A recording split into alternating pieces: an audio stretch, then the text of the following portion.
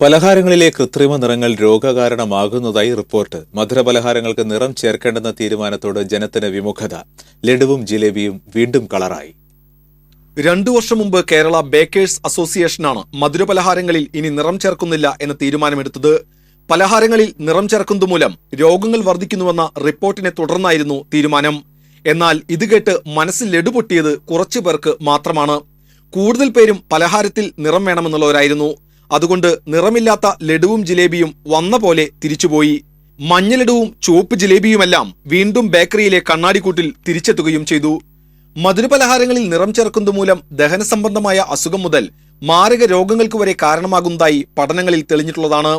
Chlorophyll, caramel എന്നിവ നിശ്ചിത അളവ് വരെയാകാം എന്ന് അനുവദിച്ചിട്ടുണ്ട്. ടാർട്രാസിൻ, സൺസെറ്റ് യെല്ലോ, എറിത്രോസിൻ തുടങ്ങിയ നിറങ്ങളും പലഹാരങ്ങളിൽ ചേർക്കുന്നുണ്ട്. പക്ഷേ അളവിൽ കൂടുതൽ ചേർക്കുമ്പോൾ ആരോഗ്യത്തെ ബാധിക്കും. ഇതേസമയം അനുവദനീയമല്ലാത്ത നിറങ്ങളും കേടുകൂടാതിരിക്കാനുള്ള രാസവസ്തുക്കളും പലഹാരങ്ങളിൽ ചേർക്കുന്നതായി പരാതിയുണ്ട്. പക്ഷേ ഭൂരിഭാഗം പേർക്കും പലഹാരത്തിലെ നിറം പ്രധാനമാണ്. അതുകൊണ്ട് തന്നെയാണ് മഞ്ഞലഡുവും ചുവപ്പ് ജിലേബിയും തിരിച്ചു വന്നത്. നിറമില്ലാത്ത പലഹാരങ്ങളെ ജനം തിരസ്കരിക്കുന്നുവെന്ന് കണ്ടതോടെ മധുരപലഹാരങ്ങൾ ഇപ്പോൾ കളർഫുള്ളാണ്. പക്ഷേ അത്ര സിമ്പിൾ അല്ല. TCV തൃശൂർ.